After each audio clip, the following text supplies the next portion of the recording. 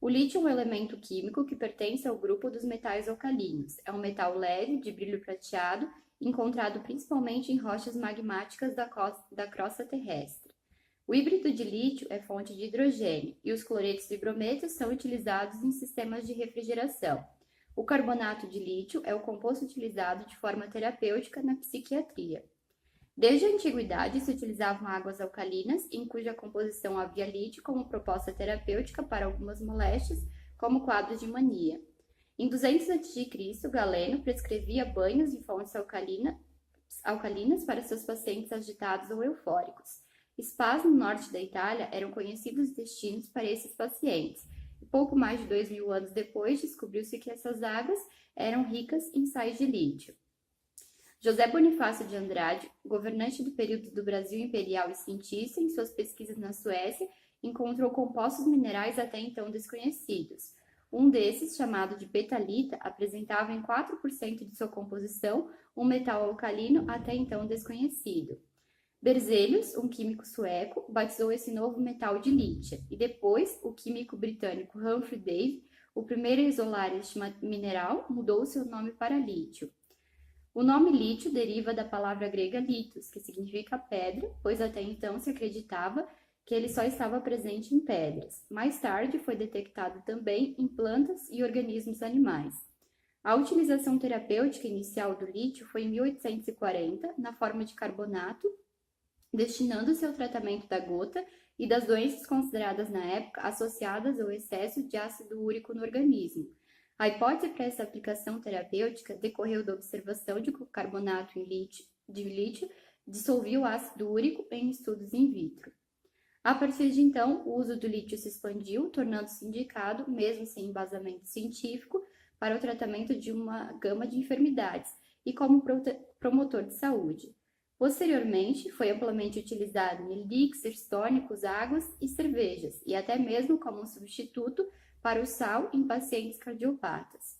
Devido aos casos de toxicidade, o lítio permaneceu negligenciado até as observações de John Frederick Joseph Cady na década de 40. Cady supunha que os quadros maniformes decorriam de alterações na concentração de ácido úrico no organismo dos portadores. Partindo dessa hipótese, ele testou os efeitos dos sais de lítio em animais de laboratório e percebeu que o lítio possuía nesses animais um efeito controlador da excitabilidade. Dessa forma, ele realizou o primeiro estudo clínico do efeito terapêutico de lítio no controle agudo de mania. Encontrou um efeito positivo nos 10 portadores de mania em que testou a nova medicação. Esse achado foi então replicado em seguida por outros pesquisadores. A metodologia empregada nesses estudos e os seus consequentes resultados eram questionáveis.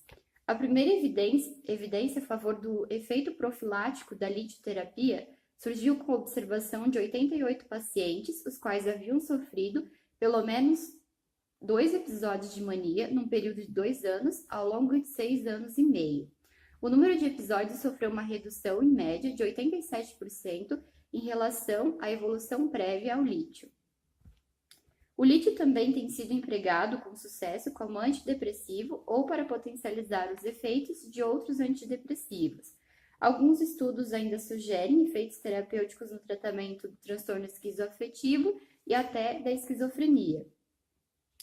É importante observar que o transtorno bipolar não é provocado pela falta de lítio no organismo. O lítio é um medicamento utilizado como estabilizador do humor no transtorno afetivo bipolar.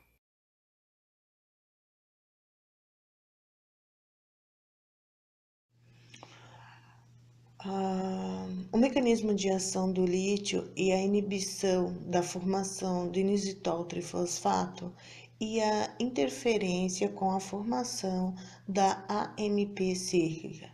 Ele modula o equilíbrio entre os efeitos excitatórios e inibitórios de vários neurotransmissores, entre eles a serotonina, noradrenalina, glutamato, GABA e dopamina.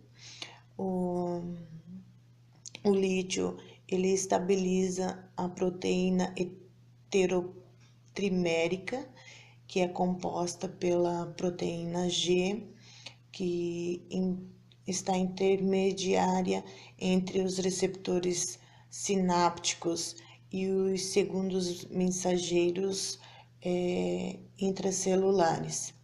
O lítio também ele atenua a atividade da adenilin cíclica, uma enzima que está ligada no complexo receptor e da proteína G.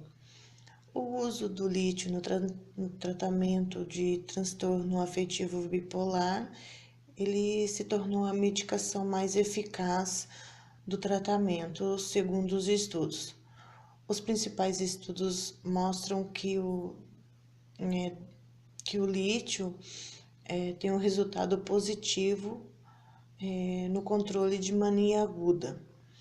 Na fase de mania, sua eficácia ela pode chegar de 70% a 80%, com uma latência de resposta de aproximadamente 2 a 4 semanas.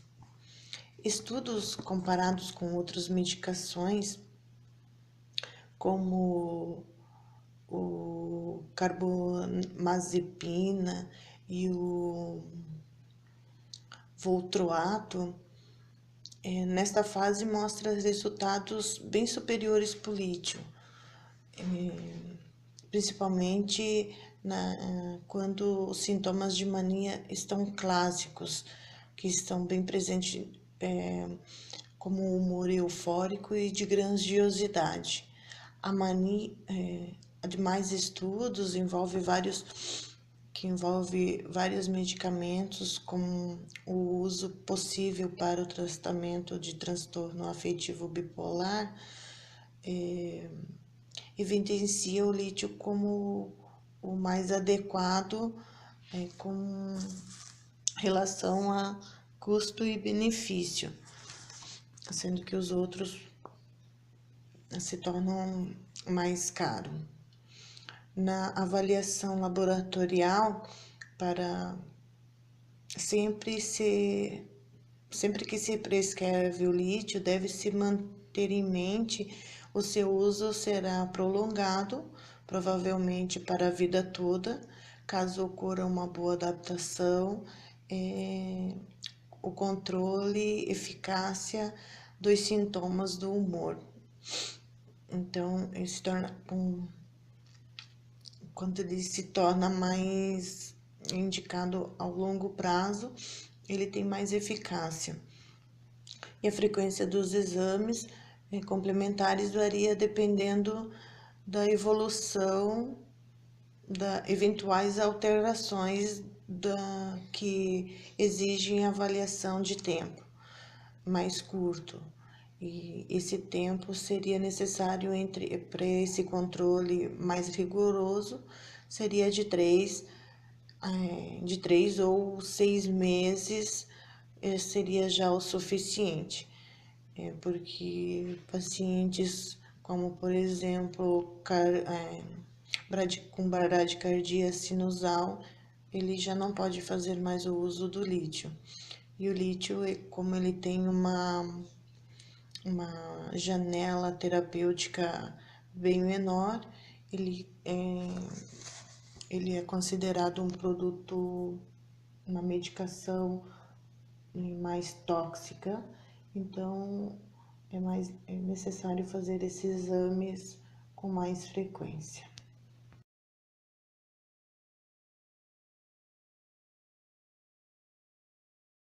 Bom, eu vou falar um pouco sobre o ajuste de dose do lítio.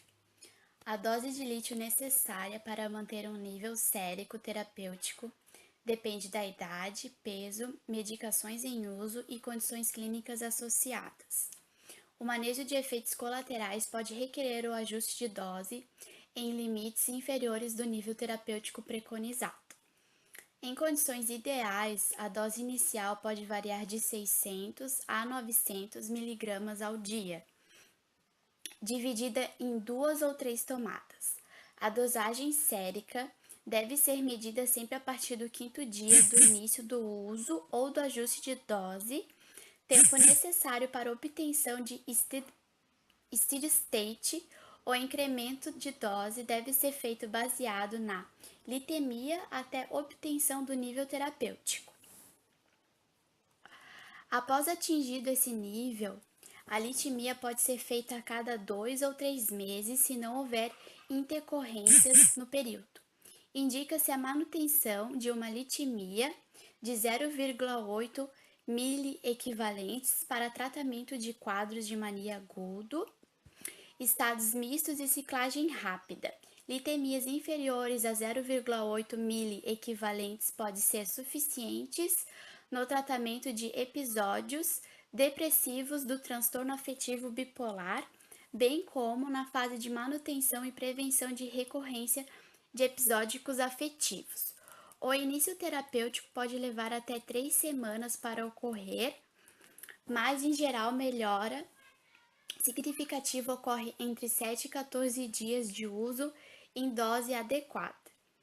Níveis acima de 1,5 miliequivalentes estão frequentemente relacionados a sinais clínicos de intoxicação, caracterizados por exacerbação dos efeitos colaterais comumente observados.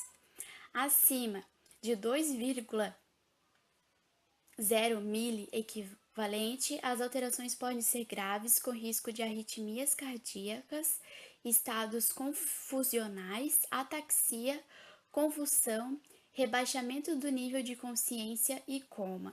O tratamento pode requerer hemodiálise se houver insuficiência renal, com o objetivo de acelerar a eliminação do lítio. O risco de intoxicação aumenta com fatores que levam à desidratação, ao uso de medicações que alteram o nível sérico do lítio e a tomada de maior quantidade de lítio que a prescrita. Agora eu vou falar um pouco sobre situações especiais do uso do lítio. O uso do lítio está indicado para tratamento de transtorno bipolar em crianças e adolescentes. Como a sensibilidade aos efeitos colaterais parece ser maior nessa população, a dose deve ser titulada com maior cuidado e lentidão.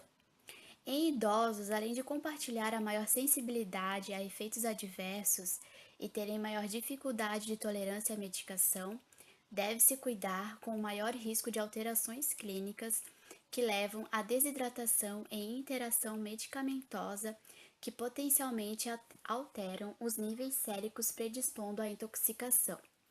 O risco de anomalias no desenvolvimento fetal, como a anomalia de Epstein, é ainda alvo de estudos, embora se tenha demonstrado uma redução em relação aos primeiros achados.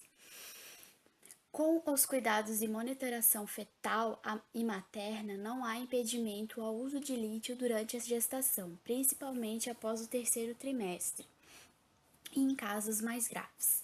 O tratamento de pacientes com transtorno afetivo bipolar com uso de lítio diminui em 5 vezes o risco de suicídio e em 10 vezes o risco de tentativas de suicídios. Investigação conduzida por Godwin mostrou que o risco de morte por suicídio foi de 2,7 vezes nos pacientes em uso de divalproato. Um estudo entre os anos de 1974 e 1998 demonstrou um risco 9 vezes menor de suicídio entre os pacientes em uso de lítio, quando comparados àqueles que não estavam usando tal medicação. O lítio, quando é associado a outro estabilizador do humor, diminui a chance da ocorrência de suicídio.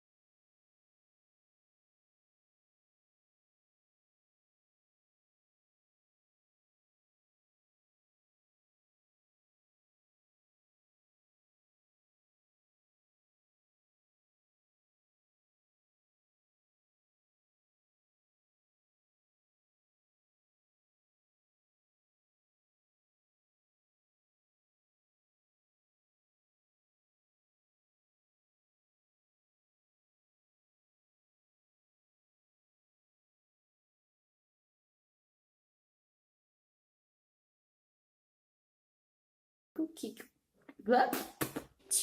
O incremento steady state. Steady state, será que Bosta. em condições de ice.